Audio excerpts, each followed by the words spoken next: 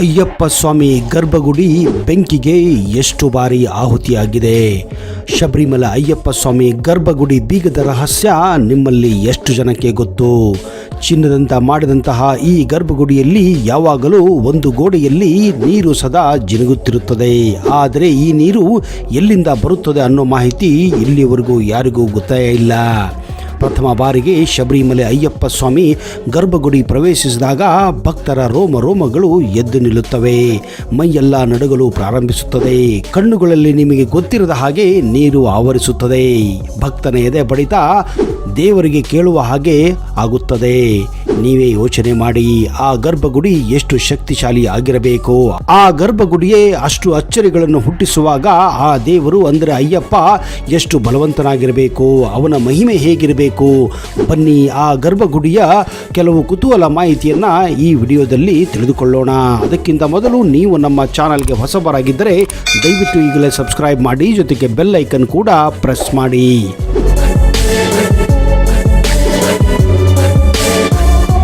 ವಿಶ್ವವಿಖ್ಯಾತ ದೇವರ ನಾಡಿನ ಅಯ್ಯಪ್ಪ ಸ್ವಾಮಿ ದೇವಾಲಯ ಒಂದು ವಿಸ್ಮಯ.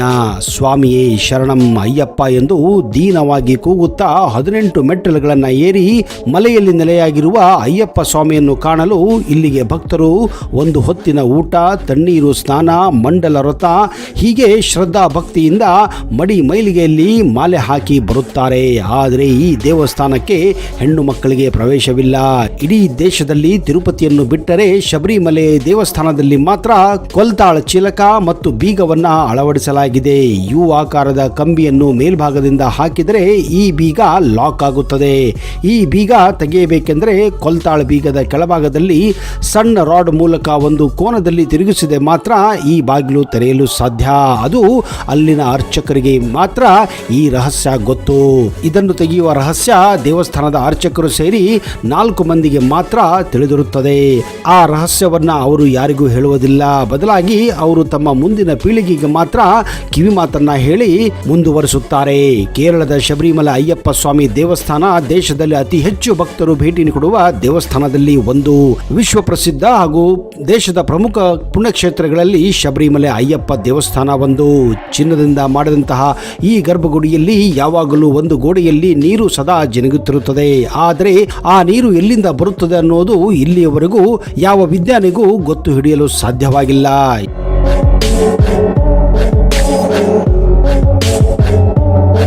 200 ವರ್ಷಗಳ ಹಿಂದೆ 70 ಮಂದಿ ಶಬರಿಮಲೆ ಯಾತ್ರೆಗೆ ಹೋದರು ಎಂದು, ಆ ವರ್ಷದ ಆದಾಯ 7 ರೂಪಾಯಿ ಆಗಿತ್ತೆಂದು ಇಲ್ಲಿ ರೆಕಾರ್ಡ್ ಅನ್ನ ನಮೂದಿಸಲಾಗಿದೆ. 1907ರಲ್ಲಿ ಶಬರಿಮಲೆ ಗರ್ಭಗುಡಿಯ ಶಿಖರವು ಅನೇಕ ಎಲೆಗಳಿಂದ ತುಂಬಿತ್ತು.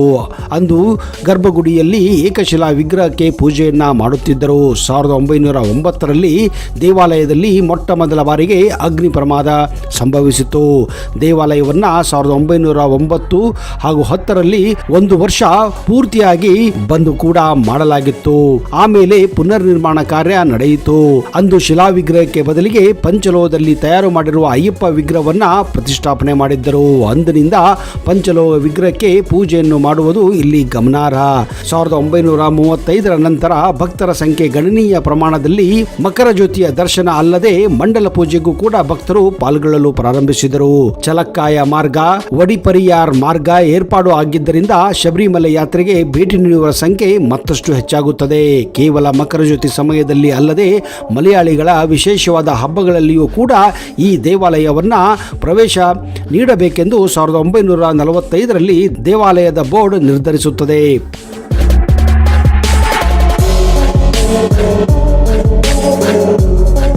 ಪರಶುರಾಮ ನಿರ್ಮಾಣ ಮಾಡಿದ ದೇವಾಲಯವು 3 ಬಾರಿ ಅಗ್ನಿಗೆ ಆಹುತಿಯಾಗುತ್ತದೆ. 1951ರಲ್ಲಿ ಪಂಚಲೋಹ ವಿಗ್ರಹವನ್ನು ಚೆಂಗನೂರಿನಿಂದ ತರಿಸಿ ವೇದ ಪಂಡಿತರು ಮಂತ್ರ ಉಚ್ಚಾಟನೆಯ ಮಧ್ಯದಲ್ಲಿ ಪ್ರತಿಷ್ಠಾಪನೆ ಮಾಡಿದ್ದರು. ಅಂದಿನಿಂದ ಆ ವಿಗ್ರಹವನ್ನೇ ಇಲ್ಲಿ ಪೂಜಿಸಲಾಗುತ್ತದೆ. ಬೆಂಗಳೂರಿನ ಒಬ್ಬ ಮಹಾನ್ ಭಕ್ತರು ಅಯ್ಯಪ್ಪ ಸ್ವಾಮಿ ದೇವಾಲಯದ ಗರ್ಭಗುಡಿಯ ಮೇಲೆ ಅದರ ಸುತ್ತ ಬಂಗಾರದ ಶೀಟನ್ನ ಹಾಕಿಸಿದ್ದರು. ಇದರಿಂದ ಶಬರಿಮಲೆಯ ಅಯ್ಯಪ್ಪ ದೇವಾಲಯವು ಸ್ವರ್ಣ ದೇವಾಲಯವಾಗಿ ಏರ್ಪಾಡುಗೊಂಡಿತ್ತು. 1900 1984 ಪೂರ್ವದಲ್ಲಿ ಶಬರಿಮಲೆಗೆ ತೆರಳಲು ಭಕ್ತರು ಪರಶುರಾಮನಿಂದ ನಿರ್ಮಾಣವಾದ ಕಲ್ಲಿನ ಮೆಟ್ಟಿಲುಗಳನ್ನು ಬಳಸುತ್ತಿದ್ದರು. ಮೆಟ್ಟಿಲುಗಳನ್ನು ಹತ್ತುವ ಸಮಯದಲ್ಲಿ ಪ್ರತಿ ಮೆಟ್ಟಿಲಿನ ಮೇಲೆ ಒಂದೊಂದು ಕೊಬ್ಬರಿಯನ್ನು ಹೊಡೆಯುತ್ತಿದ್ದರು. ಆದ್ದರಿಂದ ಭಕ್ತರು ಮೆಟ್ಟಿಲುಗಳನ್ನು ಏರುವುದಕ್ಕೆ ಕಷ್ಟವಾಗುತ್ತಿತ್ತು. ಇಂದಿಗೂ ಅಯ್ಯಪ್ಪ ಸ್ವಾಮಿಯ ಆಭರಣಗಳನ್ನ ಭದ್ರವಾಗಿ ಇಟ್ಟಿರುತ್ತಾರೆ. ಅಲ್ಲಿನಿಂದ ಪ್ರತಿ ವರ್ಷ ಮಕರ ಸಂಕ್ರಾಂತಿಯ ದಿನದಂದು 3 ಪೆಟ್ಟಿಗೆಗಳಲ್ಲಿ ಭದ್ರವಾಗಿಟ್ಟ ಆ ಆಭರಣಗಳನ್ನು 11 ಮಂದಿ 3 ದಿನಗಳ ಕಾಲ ಹೊತ್ತುಕೊಂಡು ಬಂದು 90 ಕಿಲೋಮೀಟರ್ ದೂರದಲ್ಲಿರುವ ಶಬರಿಮಲೆಗೆ ಸೇರುತ್ತಾರೆ. ತೆಗೆದುಕೊಂಡು ಬಂದ ಆಭರಣಗಳನ್ನು ಸ್ವಾಮಿಗೆ ಅಲಂಕಾರ ಮಾಡಿ ಕರ್ಪೂರ ಆರತಿ ಬೆಳಗಿದ ನಂತರ ದೇವಾಲಯದ ಪೂರ್ವ ದಿಕ್ಕಿನಲ್ಲಿ ಉದಯಿಸುವ ಮಕರ ಜ್ಯೋತಿ ದರ್ಶನವನ್ನು ಭಕ್ತರು ಕಣ್ತುಂಬಿಕೊಳ್ಳುತ್ತಾರೆ. ಆಭರಣದ ಹಿಂದೆ ಪಂಡಲ ರಾಜರ ವಂಶಸ್ಥರು ಒಬ್ಬರು ಕತ್ತಿ ಹಿಡಿದುಕೊಂಡು ನೀಲಿಮಲದವರೆಗೂ ಬಂದು ಅಲ್ಲಿ ವಿಶ್ರಯಿಸುತ್ತಾರೆ. ನಂತರ ಜನವರಿ 20ರಂದು ಆಭರಣದ ಹಿಂದೆ ಪಂದಳದವರೆಗೂ ತೆರಳಿ ಅವುಗಳನ್ನ ಭದ್ರವಾಗಿ ಅರಮನೆಯಲ್ಲಿ ಇಡುತ್ತಾರೆ. ಶಬರಿಮಲೆ ಗರ್ಭಗುಡಿಯಲ್ಲಿ ಅಯ್ಯಪ್ಪ ಸ್ವಾಮಿಗೆ ಸಲ್ಲಿಸುವ ಅತ್ಯಂತ ಪ್ರಧಾನವ ಸೇವೆಯೇ ಅದು ತುಪ್ಪಾಭಿಷೇಕ.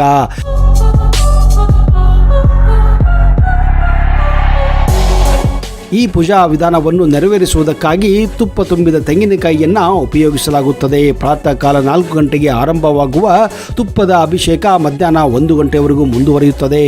ಭಗವಾನ್ ಅಯ್ಯಪ್ಪ ಸ್ವಾಮಿಯನ್ನು ಉಪದೇವತೆಗಳ ಪ್ರತಿಷ್ಠೆಯನ್ನು ದರ್ಶನ ಮಾಡಿದ ನಂತರ ಅಯ್ಯಪ್ಪ ಭಕ್ತರ ತಂಡಗಳು ಗುರುಸ್ವಾಮಿಗಳ ಮಾರ್ಗದರ್ಶನದಲ್ಲಿ ವಿರಿಯನ್ನ ಏರ್ಪಡಿಸುತ್ತಾರೆ. ಭಕ್ತರು ತಾವು ತಂದಿರುವ ತುಪ್ಪದ ತೆಂಗಿನಕಾಯಿಯನ್ನ ಒಟ್ಟುಗೂಡಿಸಿ ವಿರಿಯಲ್ಲಿ ವ್ಯವಸ್ಥಿತವಾಗಿ ಇಡುತ್ತಾರೆ. ಸನ್ನಿಧಾನದ ಹಿಂದಿರುವ ವಿಭೂತಿಗಳ ಕೊಳದಲ್ಲಿ ಸ್ನಾನ ಮಾಡುವುದ ನಂತರ ಆಯಾ ತಂಡಗಳ ಮುಖ್ಯಸ್ಥನಾದ ಗುರುಸ್ವಾಮಿಯು ತುಪ್ಪ ತುಂಬಿದ ತೆಂಗಿನಕಾಯಿಯನ್ನು ಒಡೆದು ಒಳಗಿನ ತುಪ್ಪವನ್ನು ಒಂದು ಪಾತ್ರೆಯಲ್ಲಿ ಶೇಖರಿಸಿ ಅದನ್ನು ಶ್ರೀಕೋವಿಲಿಗೆ ಒಪ್ಪಿಸುತ್ತಾರೆ. ತುಪ್ಪವನ್ನೆಲ್ಲ ಬಸಿದ ತೆಂಗಿನಕಾಯಿ ಜಡ ಅಥವಾ ಮೃತದೇಹದ ಪ್ರತಿರೂಪವಾಗಿರುತ್ತದೆ. ಆ ಕಾರಣದಿಂದಲೇ ಆ ತೆಂಗಿನಕಾಯಿಯನ್ನು ದೇವಾಲಯದ ಮುಂಭಾಗದಲ್ಲಿ ದೊಡ್ಡ ಅಗ್ನಿಕುಂಡಕ್ಕೆ ಅರ್ಪಿಸಲಾಗುತ್ತದೆ.